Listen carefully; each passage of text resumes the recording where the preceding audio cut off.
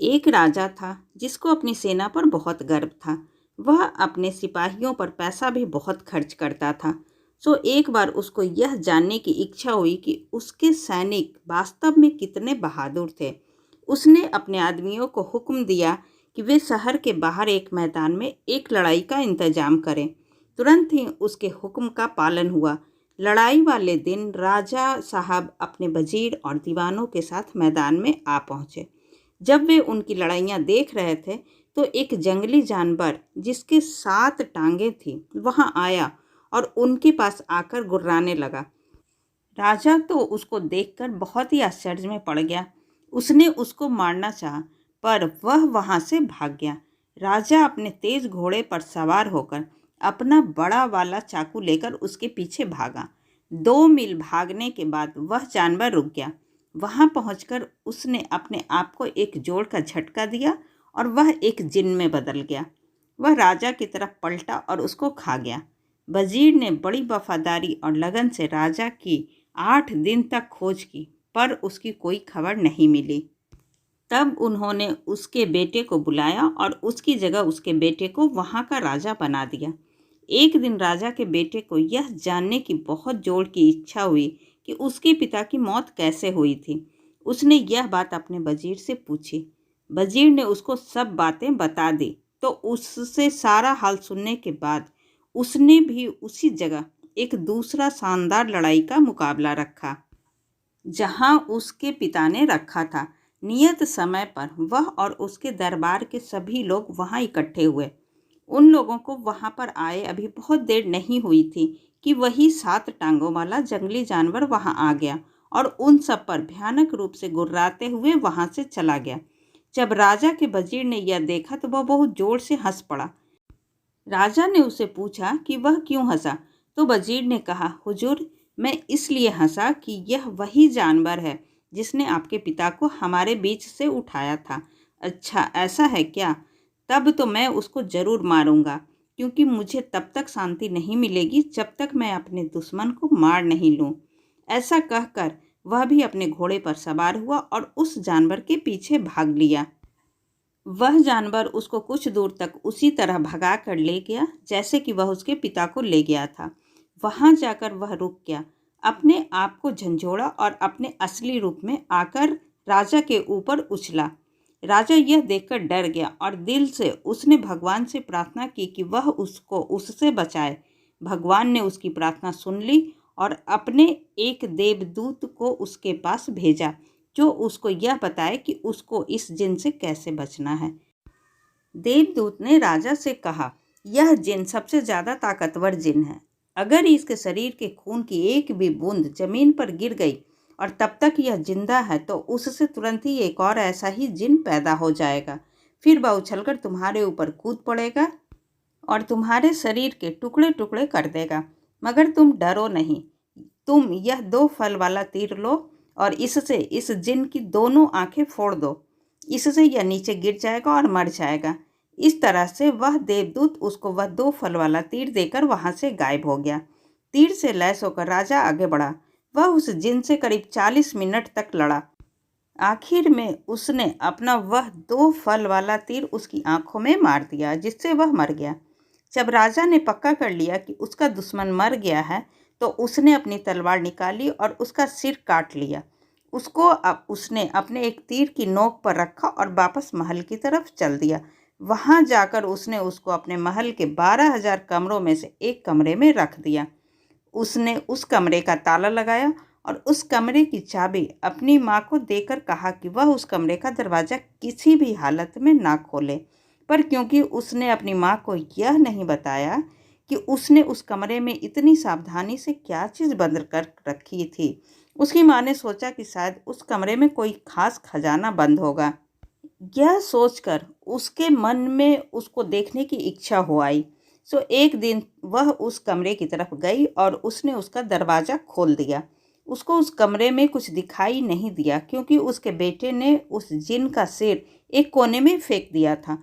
हाँ, उसको एक हंसी की आवाज़ जरूर सुनाई दी और फिर ये शब्द, तेरा बेटा एक जिन है, उससे बचकर रहना। वह एक जिन है किसी समय वह तुझे भी मार देगा, जैसे उसने मुझे यानी तेरे पति को मारा है। अगर तू जिंदा रहना चाहती है तो तू उसको महल के बाहर निकाल दे। राजा की माँ ने पूछा, अरे यह आवाज़ कहाँ से आ रही है और यह तुम क्या कह रहे हो? वही आवाज़ फिर बोली, तू झूठ मूठ बीमार बनने का बहाना कर और अपने ठीक होने के लिए उससे मादा चीते का दूध मंगवा। उससे कह कि वह यह काम करने के लिए खुद वहां जाए और उसको लेकर आए।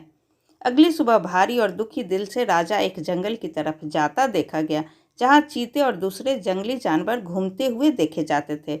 जल्दी ही उसको एक मादा चीता दिखाई दे गई, जो अपने दो बच्चों के साथ धूप में बैठी हुई थी। उसको वहां देखकर वह एक पेड़ पर चढ़ गया और वहीं से उसके एक थन में तीर मारा।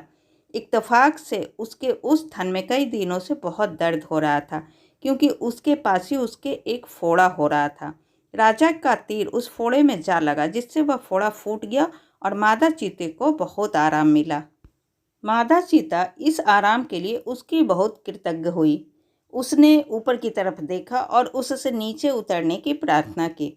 उसने उससे पूछा कि इसके बदले में उसको क्या चाहिए। राजा ने उससे कहा कि उसको कुछ नहीं चाहिए सिवाय उसके थोड़े से दूध के, जो उसे उसकी बीमार माँ के लिए चाहिए था।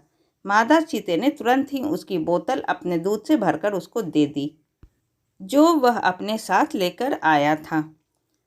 फिर उसने उसको अपने कुछ बाल दिए और उससे कहा, जब भी कभी तुम किसी मुश्किल में हो तो इन बालों को सूरज को दिखा देना, मैं तुम्हारी सहायता के लिए तुरंत ही आ जाऊंगी। राजा ने उसका वह दूध और उसके बाल लिए और घर आ गया। जब रानी माँ ने उसको मादा चीते का दूध लाता देखा तो उसे लगा कि शायद वह वाकई कोई जिन था। उसने अपने दिल में उसको मारने का पक्का इरादा कर लिया। वह फिर उस कमरे में गई जिसमें वह सिर रखा था और उसे अपना पूरा हाल बताया। तो उस बोलने वाले ने उससे कहा, इस बात से यह पता चलता है कि वह वाकई में एक जिन है। एक जिन के अलावा कोई और किसी मादा चीते का दूध ला ही नहीं सकता। तू जल्दी से जल्दी उसे मारने का इंतजाम कर। रानी माँ बोली, पर मैं उससे कैसे छुटकारा पाऊँ? आवाज़ फिर बोली, इस बार जब वह तुझसे दोबारा मिलने आए और तेरा हाल पूछे तो तू इससे कहना कि तू अभी भी बहुत कमज़ोर और बीमार महसूस कर रही है। मादा चीते के दूध ने तेरे ऊपर कुछ ज़्यादा असर नहीं किया, पर सुना है एक राजकुमारी है जो ऊंची पहाड़ी पर एक किले में अकेली रहती है। अगर वह तेरे पास आ जाए और तुझे छू ले तो उसके छूने से ही तू ठीक हो जाएगी। यह सुनकर तेरा बेटा उस भयानक किले में जाएगा तो निश्चित रूप से रास्ते में ही मारा जाएगा। अगले दिन शाम को जब राजा अपनी माँ को देखने गया और उससे पूछा, माँ अब तू कैसी है? क्या अब तुम पहले से कुछ अच्छी हो? रानी माँ रोती हुई बोली, कहाँ बेटा, इस मादा चीते के दूध ने तो मुझे बिल्कुल भी फायदा नहीं किया। पर कल मैंने एक सपना देखा कि एक राजकुमारी है जो ऊंची पहाड़ी पर एक किले में अकेली रहती है। अगर वह मेरे पास आ जाए और मुझे छू ले तो उसके छूने से ही मैं बिल्कुल ठीक हो जाऊंगी। जब तक वह यहाँ नहीं आती और मुझे नहीं छू लेती, मैं ठीक नहीं हो सकती। राजा बोला, माँ थोड़ा धीरज रखो, मैं उस राजकुमारी को तुम्हारे पास जरूर लेकर आऊँगा। अगर नहीं ला सका तो राज्य छोड़ दूंगा। सो अगली सुबह राजा ने अपना सबसे तेज भागने वाला घोड़ा उठाया और उस पर बैठकर अपनी उस खतरनाक यात्रा पर चल दिया। वह मादा चीते के दिए हुए जादू के बालों को साथ ले जाना नहीं भूला था। जैसे ही सूरज निकला, उसने वे बाल सूरज को दिखाए। तुरंत ही मादा चीता और उसके दोनों बच्चे वहां आ गए। मादा चीते ने पूछा, क्या बात है? राजा बोला, ऊंची पहाड़ी पर एक राजकुमारी अकेली रहती है, तुम्हें उसको लाना है। यह तुम नहीं कर सकते।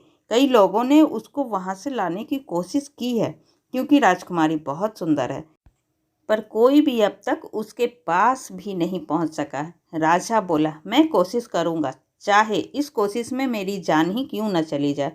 यह कहते हुए राजा वहां से चल दिया। मादा चीता अपना भला करने वाले को इस तरह अकेले जाते हुए नहीं देख सकती थी। वह अपने दोनों बच्चों के साथ उसके पीछे पीछे दौड़ी और उसे अपने ऊपर चढ़ जाने को कहा। राजा उसके ऊपर बैठ गया और वे सब कुछ ही देर में उस किले के पास पहुंच गए। वहां पहुंचकर मादा चीता राजा से बोली, देखो, यहाँ पर इस किले के 3 दरवाजे हैं। राजकुमारी के पास पहुंचने से पहले उन तीनों दरवाज़ों से होकर गुजरना जरूरी है। पहले दरवाजे के पास एक बहुत बड़ा लोहे का टुकड़ा रखा है, जिसको एक लकड़ी की कुल्हाड़ी से तोड़ना जरूरी है, नहीं तो दरवाज़ा नहीं खुलेगा। दूसरे दरवाजे के पास एक नकली गाय खड़ी है, जिसके चारों तरफ असली जिन खड़े हैं। अगर कोई भी आदमी उस गाय को दूह सकता है तो वह उस दरवाजे में से होकर जा सकता है, और अगर नहीं दूह पाता तो वे जिन लोग उसको मार देते हैं। तीसरे दरवाजे के पास राजकुमारी खुद बैठी है। अगर वह तुमसे खुश है तो वह तुम्हारा स्वागत करेगी, और अगर खुश नहीं है तो वह तुमको मार डालेगी। यह सब सुनकर राजा बहुत ही डर गया। उसने मादा चीते से उसकी सहायता की प्रार्थना की। मादा चीता बोली, ठीक है, मैं तुम्हारी सहायता करूंगी। मेरे पास एक जादू है जिसकी सहायता से मैं उस लोहे के टुकड़े में घुस जाऊंगी, और जब तुम उसको अपनी लकड़ी की कुल्हाड़ी से तोड़ोगे तो मैं उसको 2 टुकड़ों में तोड़ दूंगी। चौकीदार सोचेगा कि तुमने ही लोहे का टुकड़ा तोड़ा है, और वह तुमको पहले दरवाजे से अंदर जाने देगा।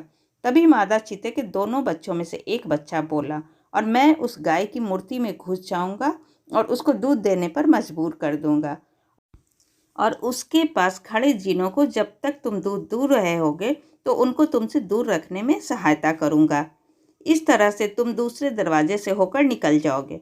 इसके बाद मादा चीता के दूसरे बच्चे ने कहा, और मैं राजकुमारी की आंखों में अपना जादू डाल दूंगा, जिससे जब वह तुम्हारी तरफ देखेगी तो तुम्हें वह सूरज की तरह चमकता पाएगी। सो वह तुमको देखते ही अपना तीसरा दरवाज़ा खोल देगी, और फिर जो तुम कहोगे वह वही करेगी। उन तीनों ने अपने अपने वायदे वफादारी से निभाए। इस तरह से राजा तीसरे दरवाजे के पार पहुंच गया। राजकुमारी ने जैसे ही उसको देखा तो उसकी बहादुरी और सुंदरता से बहुत प्रभावित हुई। उसने राजा को अपने साथ शादी करने के लिए कहा। मादा चीता और उसके दोनों बच्चे अपनी मांद में लौट गए। कुछ दिन बाद ही राजा राजकुमारी को लेकर राजमहल पहुंचा और जाकर माँ से बोला, माँ, उस जगह को जाने वाला रास्ता बहुत खतरनाक था। मैं तो रास्ते में ही मर जाता अगर मादा चीता और उसके दोनों बच्चों ने मेरी सहायता ना की होती। भगवान को धन्यवाद दो कि मैं सही सलामत वापस लौट आया। कुछ देर और बात करने के बाद उसने माँ को जिन के सिर के बारे में बताया कि वह उसके सामने सबसे पहले कैसे एक 7 टांगों वाले जानवर के रूप में प्रकट हुआ था, फिर कैसे वह उसको एक जगह भगाकर ले गया था, जहाँ जाकर वह अपने असली रूप में बदल गया, एक बहुत बड़े भयानक जिन के रूप में।